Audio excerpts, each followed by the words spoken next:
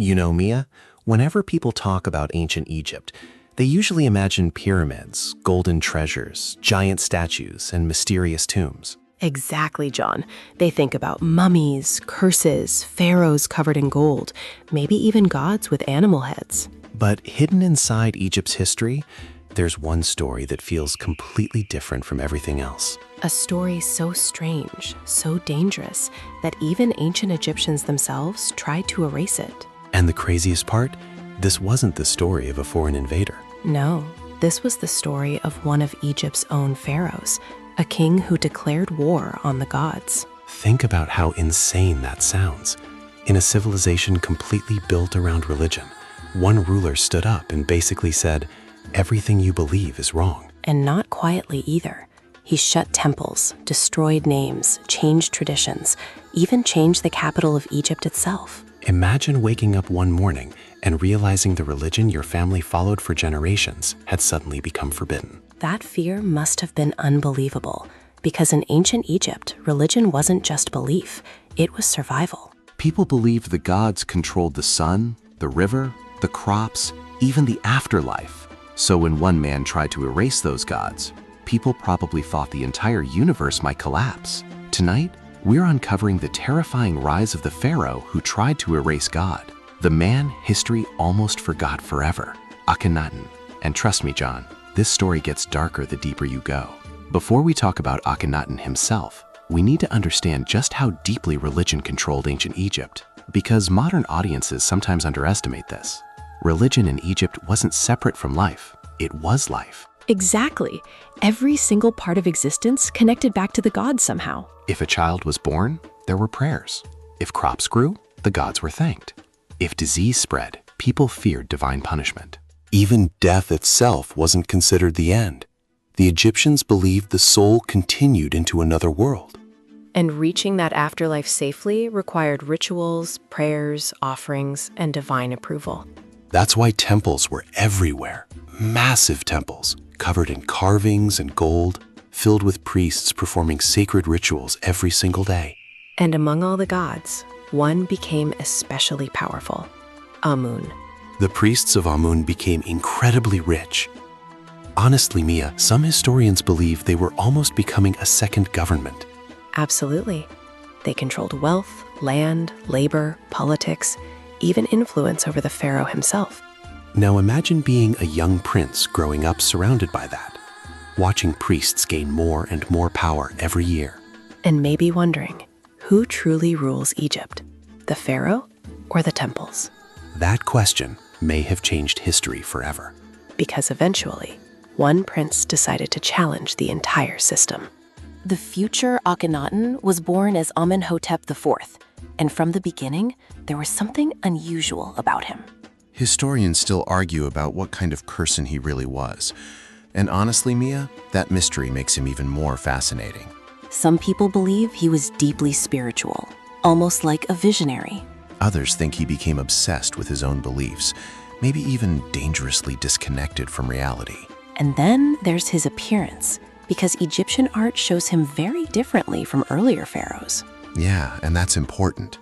Normally, Egyptian rulers were shown as perfect warriors, strong jawlines, powerful muscles, idealized bodies. But Akhenaten?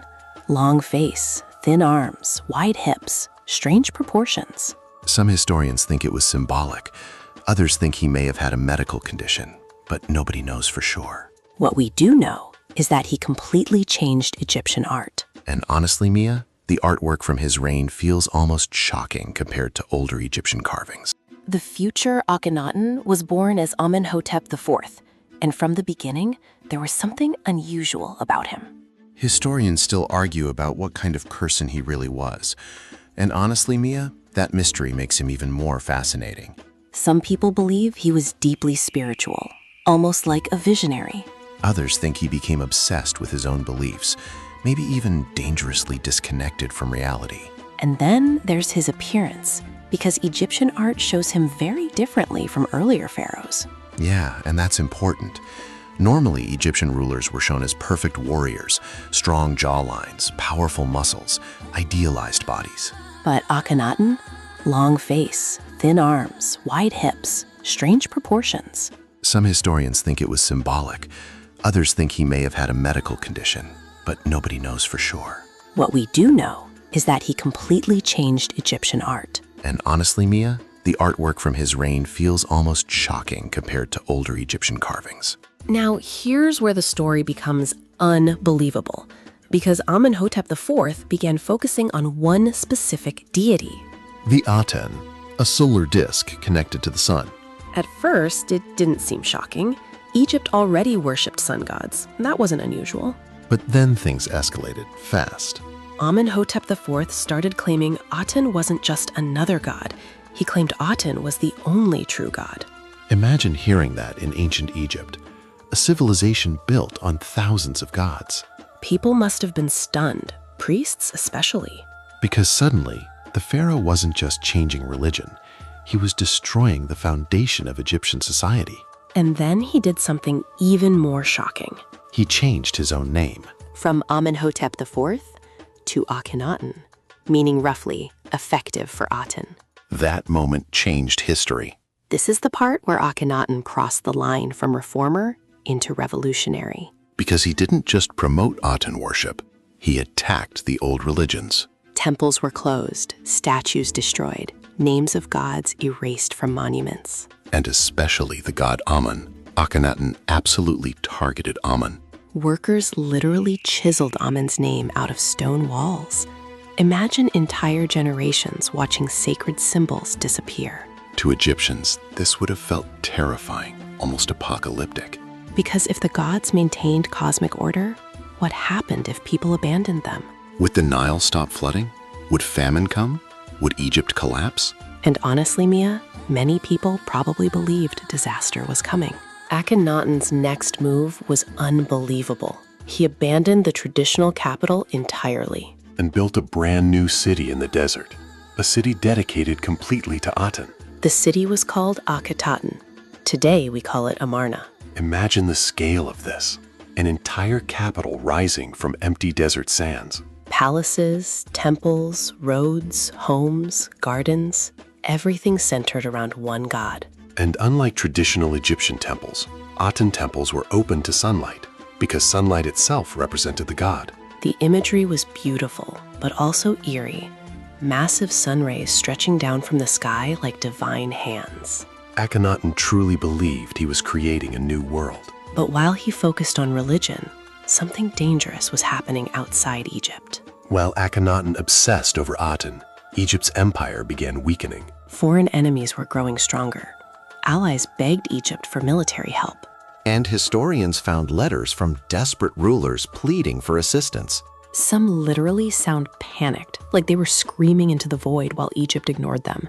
Because Akhenaten seemed more focused on religion than politics or war. And that made many people furious, especially powerful elites. Think about it.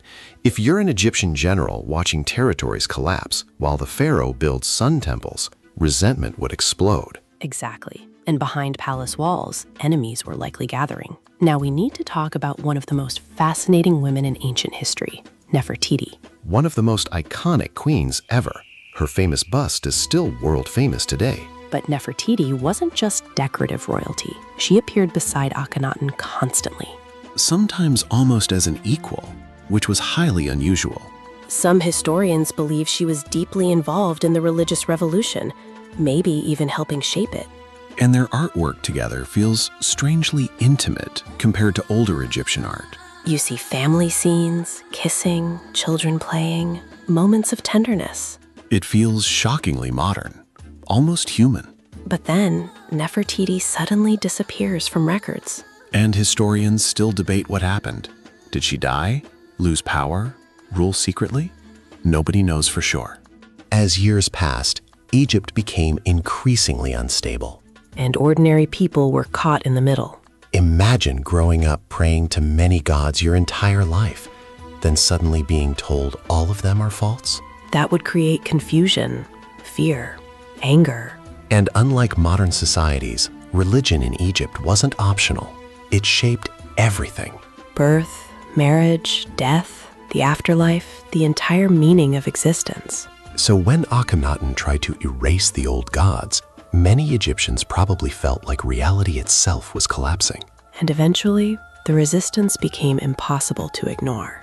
Then suddenly, Akhenaten disappears from history. And what happened next is one of the biggest mysteries of ancient Egypt. Some historians think he died naturally. Others suspect palace conspiracies. But one thing became clear immediately. Egypt wanted to erase him. His city was abandoned, temples dismantled, statues destroyed. And here's the irony. The man who tried to erase the old gods was himself erased.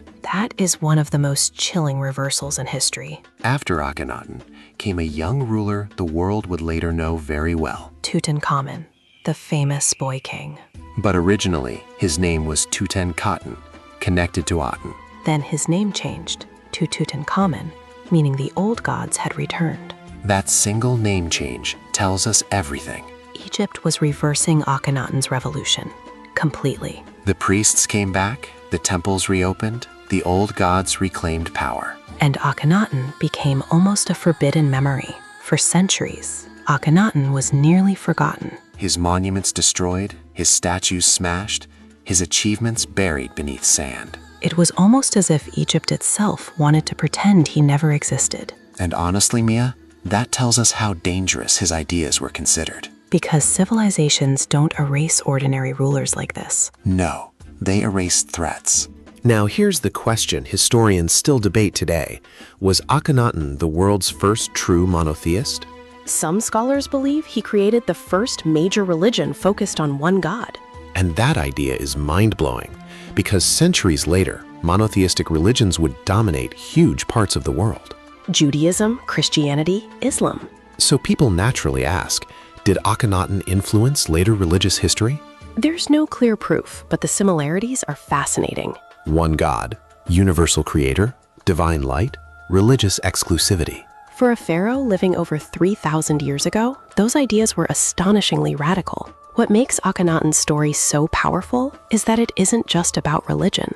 It's about power, identity, control. He tried to redefine reality for an entire civilization. And maybe he believed he was saving Egypt. Or maybe he became consumed by his own vision. That's the terrifying thing about history. Sometimes revolutionaries look like prophets.